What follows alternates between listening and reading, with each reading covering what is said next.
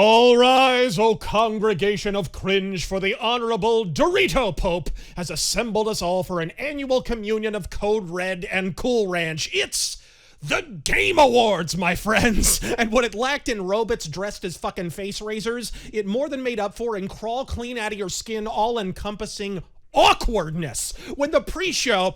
Yes, folks, an award show nobody watches anymore has a fucking prologue now. Features a 15-foot Amazon from a Netflix show that's been seen by fewer people than Elvis in the last year, cosplaying as a hot pink fucking boom mic, declamating at cocainian velocities through such scintillating categories as Best Discord Integration, sponsored, of course, by Discord. You know you're in for a show that'll make Altamont look like a Billy Graham tent revival. But it wasn't until the opening of the show that the charts really fucking flew. The good news? They somehow scored an Al Pacino appearance. Quick, somebody tell him. The bad news? His public speaking coach was John Fetterman. But anyway, I may come as it may come as a shock to you, but it's hard for me to see the teleprompter. But anyway. In truth, I don't play a whole lot of video games. After more equivocating than Obama in an earthquake, he threw it to Ryan Johnson and Ross Perot for the only thing the Game Awards does uniformly well: trailers for unnecessary sequels. In this case, Knives Out 2.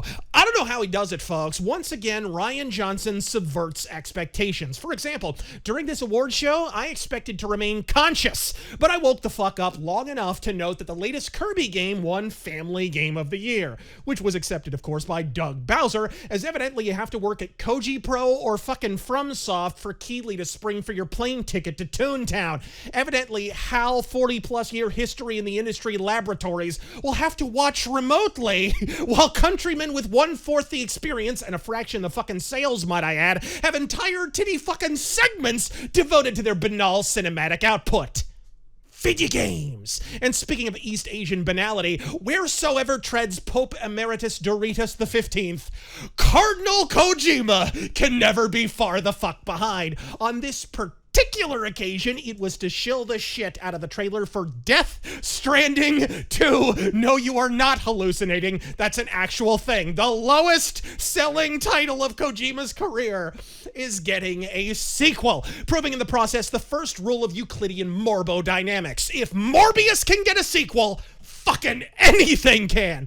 And by saying Kojima was here to shill the trailer, I mean, of course, he was there to explicitly avoid a single specific statement about the game in question, because that worked out so blindingly well the first fucking time. DS2 has been announced. What can you tell us? How is it going to be different than DS1? I can't really be specific right now, but you just seen the trailer, and I put a lot of things inside, so I want you guys to talk about it and find details in it. Good luck. All right. There was an image you put out last week where a lot of people were wondering, like, oh, who's the character there? And people were like, is that Norman Reedus? Who is it? Can you tell us anything about who that character is? It was not a skull, but a person wearing a skull. Now, who's this person? That's everyone. That's us. That's the users. That's each one of us wearing that mask, inside that skull mask. That's what I wanted to show. There. Oh, so it's all of us inside of there. It's us, it's you, the players, it's everyone. You don't even know what Death Stranding is. Do you? No, I don't. But Sony do. And they're the ones writing it off. I wish I had the last 20 seconds of my life back. The trailer, for its part, has all the baby jars, jaw-jacking, and cutscene crying you've come to expect from Kojima, though to be fair, most of the latter was provided by Keeley. Most importantly, it has amniotic robots! And no, I'm not talking about the fleet of fucking Sony marketers who beeped and booped about how the first game was gonna cure every contagion known to man with the notable exception of furries. And speaking of incurable conditions, am I misremembering, or was Kojima trying to learn English like a decade ago? Yet one move to America later and more celebrities gobbling your knob than Harvey Weinstein, and you're somehow still speaking anime? Chop chop, Kojimbo. Stephen Hawking learned to line dance in less time. He's so gay, bitch. And speaking of shit that takes forever, I'm reasonably certain that even as I record this rant, Christopher Judge is still making his acceptance speech.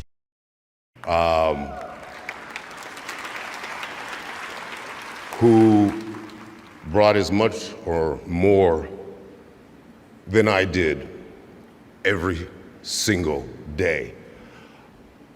I mean, we were in there, and the bravery of this group of actors to share their heartache, their loves, their lost loves, their loneliness. I am so grateful and thankful that I got to spend all those days in that volume with you. This is for all of us. Sonny.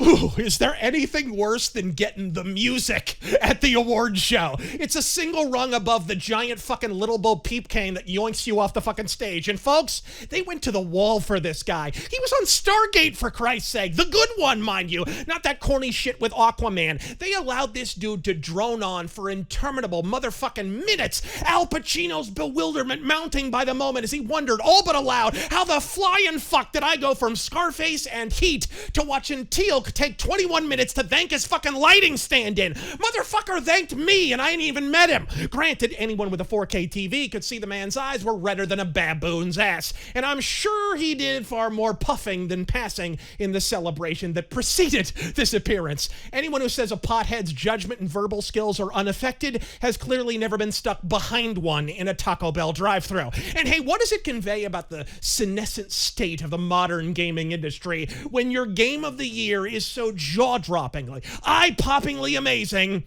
it gets easily upstaged by a kid from Menudo name-dropping Bill Clinton in broken English? You know, real quick, I want to thank everybody and say that I think I want to nominate this award to my Reformed Orthodox Rabbi, Bill Clinton. Thank you, everybody.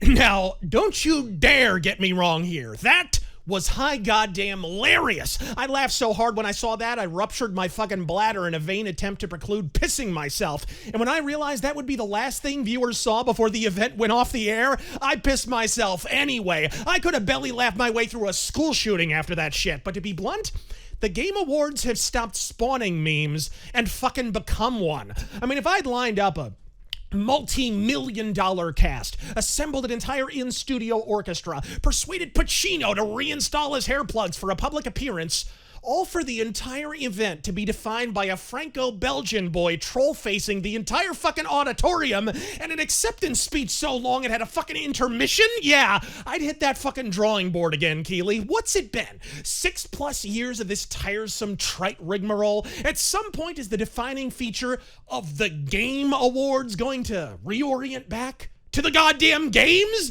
The memes couldn't have hijacked the Game Awards any harder if they were speaking Syrian and wielding box cutters. For most, even a chance of possibly winning a Steam Deck wasn't nearly enough incentive to actually watch. There was one errant look at the viewership figures for the show will confirm your odds are profoundly fucking good. The live Twitter video feed never surpassed 45,000 concurrent viewers, for fuck's sake. That's Crowder on a slow night. This shit makes the lotto look like the nickel slots at Reno. New theory, seeing as true crime is all the rage. Maybe we never found Natalie Holloway because that Dutch kid buried her at the goddamn Game Awards. I'm Razor Fist. God fucking speed.